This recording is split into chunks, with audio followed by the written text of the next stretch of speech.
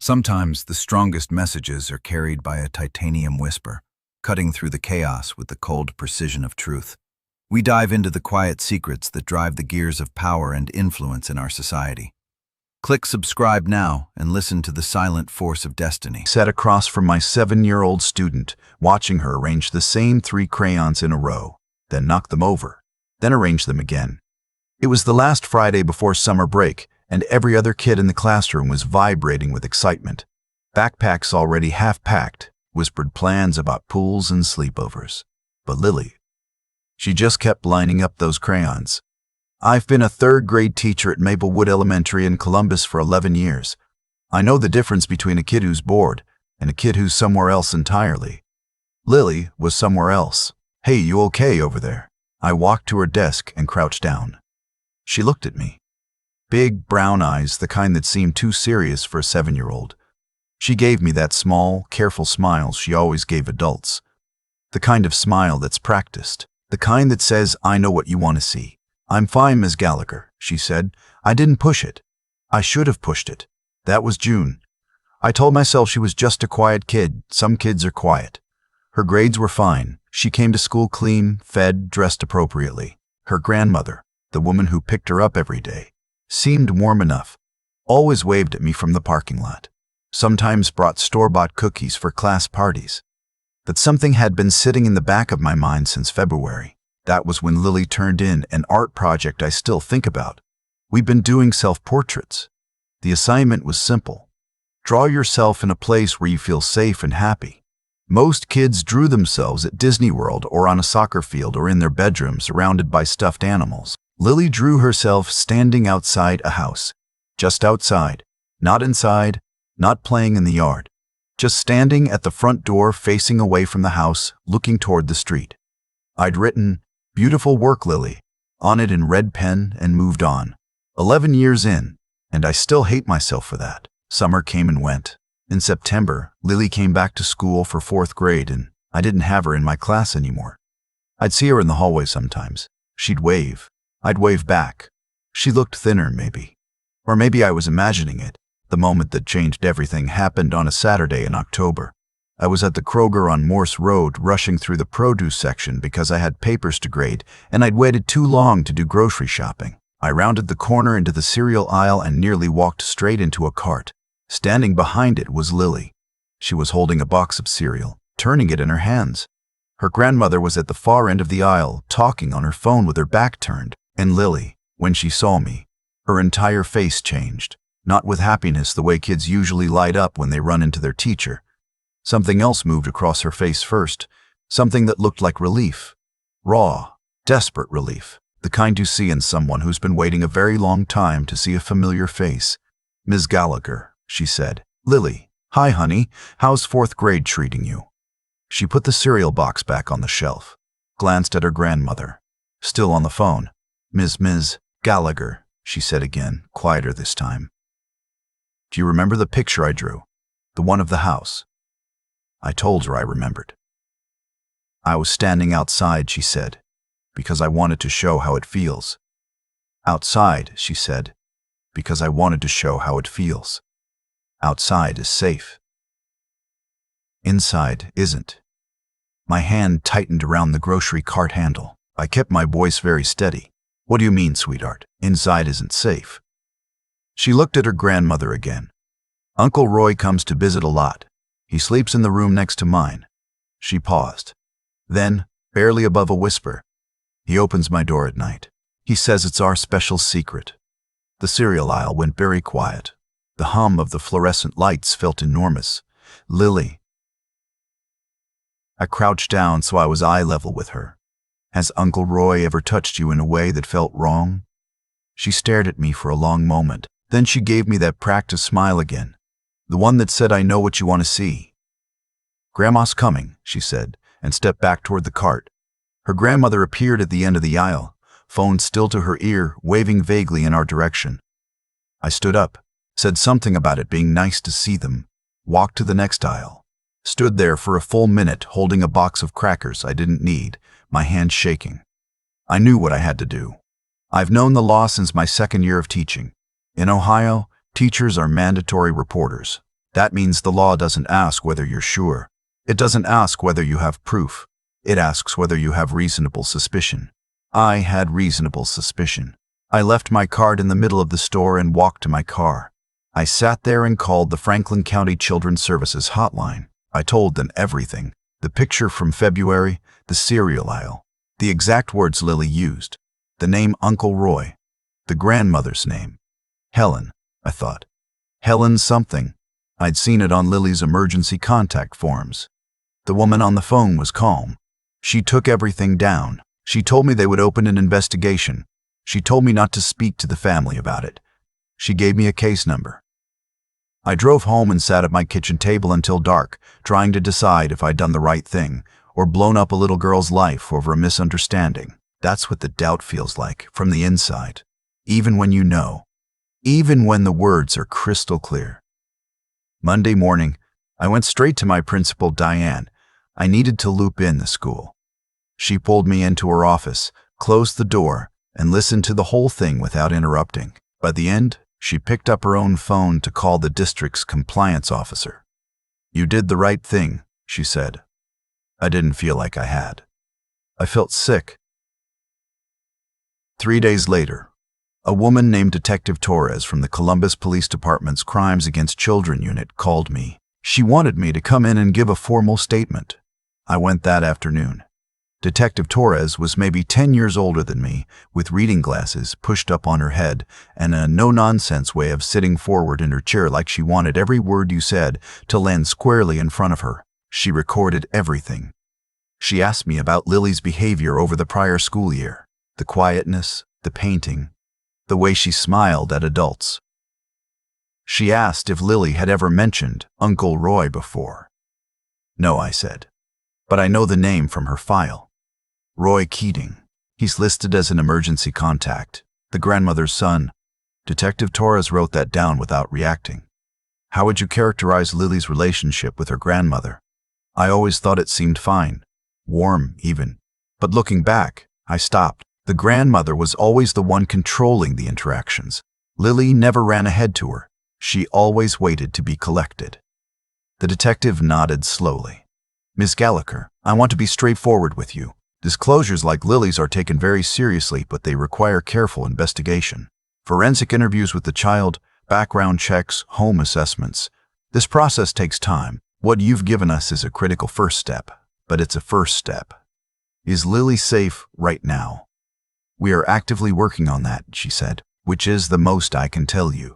I drove back to school and spent the rest of the afternoon watching my fourth graders do multiplication drills and thinking about a little girl in a house somewhere on the east side of Columbus. What I didn't know then, what I found out weeks later, was what the investigation uncovered. Roy Keating was 44 years old. He'd been living in his mother's house, Lily's grandmother's house, on and off for the past 2 years, ever since a divorce and a job loss had left him bouncing between couches. On paper, he looked like a struggling middle-aged man down on his luck. The kind of guy you feel sorry for, the kind of guy nobody looks at twice. The forensic interview with Lily was conducted by a specialist at the local child advocacy center. I was not there. I didn't hear about it until Detective Torres called me 6 weeks after our first meeting. "The interview was consistent," Torres said. "Lily gave us a clear, detailed, and internally consistent account of repeated abuse over approximately 14 months. The disclosures she made are corroborated by a physical examination. We have enough for an arrest warrant. Roy Keating was arrested on a Tuesday. I found out because Torres called me and because a colleague at school texted me a link to a brief local news item. Columbus man arrested on multiple counts of child sexual abuse. No photo, just a name and a courthouse address. I read it 4 times. What came next was the part nobody tells you about. The arrest isn't the end. It's more like the moment the actual storm begins. Lily was removed from her grandmother's home by Franklin County Children's Services the same day Roy was arrested. She went to an emergency foster placement. I didn't know where. I wasn't supposed to know. Her grandmother, her name was Beverly, I confirmed later, did not initially believe the allegations. According to what Torres shared with me in subsequent weeks, Beverly had told investigators that Lily was a troubled child who made things up for attention, and that her son Roy would never in a million years do something like that. That detail made me physically nauseous, not because it surprised me, because I've seen it before, in training videos and case studies and professional development seminars. The instinct to protect the adult, the instinct to explain away the child. I've sat through sessions on this exact dynamic, and still, when I heard it said about a real 7-year-old I had taught fractions to, it felt like a punch. Roy's defense attorney filed a motion to have the forensic interview excluded. He argued the interviewer had used leading questions. The motion was denied. He then argued that Lily's account had been influenced by prior conversations with, and I want you to understand how this felt to read, with me, her former teacher. He was arguing that I had planted the idea. I had to give a deposition. I sat in a conference room with a court reporter and Roy's attorney and my own school district's attorney, and I answered questions for 3 hours. The defense attorney kept circling back to the Kroger encounter, suggesting I had introduced the topic of safety and prompted the disclosure. I kept my voice level. I kept my answers factual, but by the time I walked out of that building, my hands were trembling so badly I had to sit on a bench in the parking garage for 20 minutes before I could drive. I called my sister that night. She lives in Cincinnati. She talked me through it for 2 hours. She said, "You told the truth. That's all you can do." She was right. But it didn't make it easier. The trial was delayed twice. Once because Roy's attorney filed additional motions, and once because of scheduling conflicts in the court system. By the time the case went to trial, 14 months had passed since the Kroger encounter. 14 months. I attended every day of the 2-week trial that I could without missing school. I sat in the public gallery and I watched. Roy sat at the defense table looking honestly like someone's unremarkable uncle. That's what's always terrifying. They look like everyone else. Lily testified on the second day.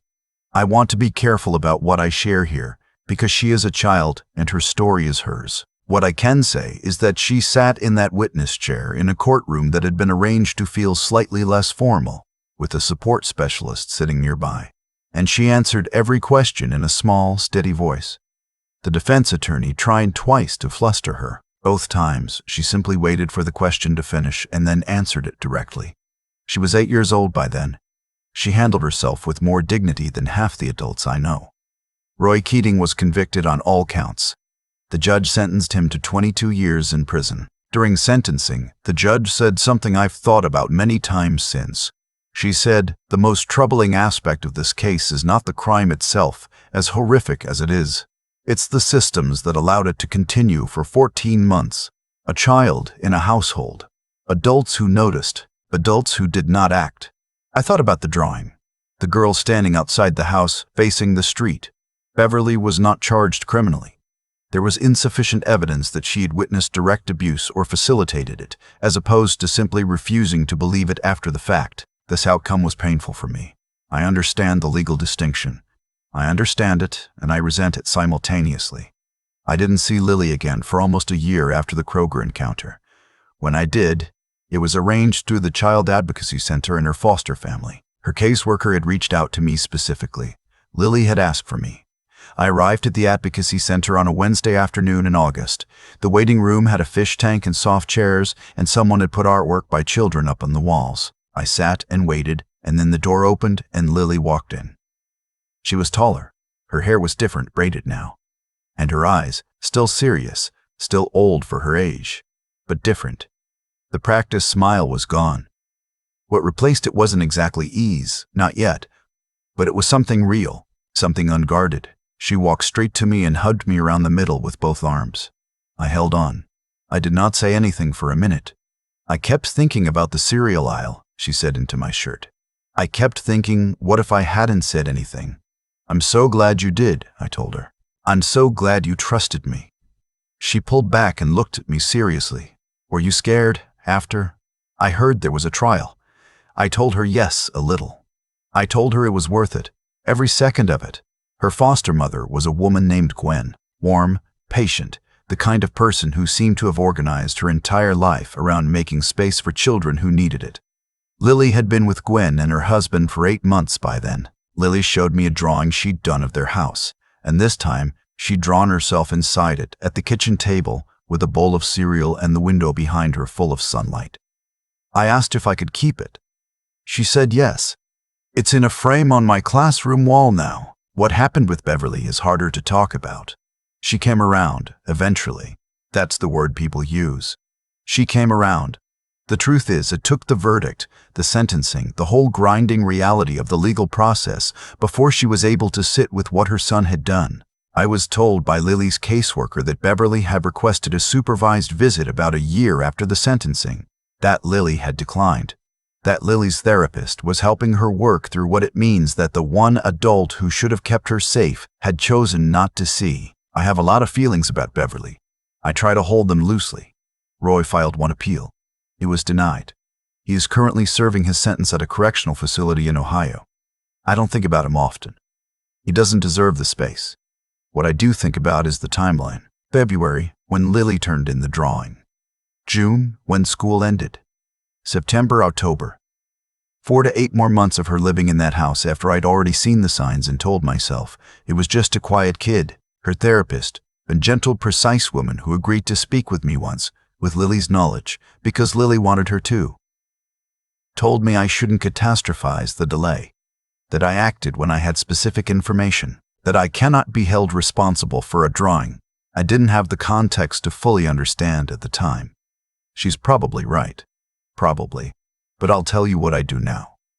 In my classroom, on the first day of every school year, I do something my colleagues think is a little unusual. I give every student a piece of paper, and I ask them to draw one thing, a place where they feel completely safe. No names on the paper, no grade, just a drawing. And I read every single one. Last year, 22 kids drew backyards and bedrooms and their grandparents' kitchens.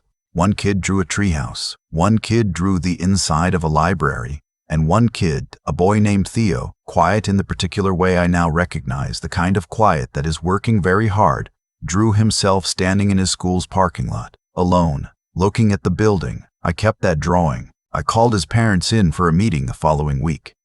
I asked careful questions. What I found was not abuse. It was a child being severely bullied by an older neighbor and hiding it from everyone. His parents didn't know. We got him help. He's doing better, but the point is, I almost missed it again. Almost. If I have learned one thing from Lily, it is this. Children do not always have the words. They will give you the feeling before they can give you the language. A picture. A pattern.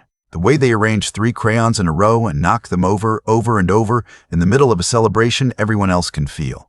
Your job, as a teacher, a neighbor, a relative, a stranger in a grocery store, is not to wait for them to speak clearly. Your job is to be paying attention. Lily is 10 now. She still lives with Gwen and her husband. There is an adoption process underway, and Lily knows about it, and from what I understand, she has decided this is what she wants more than anything. She asked Gwen once if she could still call her teacher if something was wrong, even after the adoption. Gwen said of course. Lily apparently thought about that for a while, then said, okay, I just wanted to know there was still someone outside the house who was watching. Outside the house, watching. She understood what that drawing meant all along. I think about that first art project a lot. I think about the quiet, careful way she constructed it. Not the inside of the house, not a bedroom or a kitchen, not a place she was supposed to call safe, just the front door and a small figure standing outside it, and the street beyond, open and unguarded. She was asking for help in the only language she had at the time, and I almost didn't hear it. I did hear it eventually. That's what I have to hold on to. If you are reading this and something in it is pulling at you, a child in your life who draws themselves outside, who smiles too carefully, who never runs ahead, please don't wait for the clear words. Ask the small questions. Sit on the floor next to them. Be the person they look for in the cereal aisle. You might be the only one who's watching.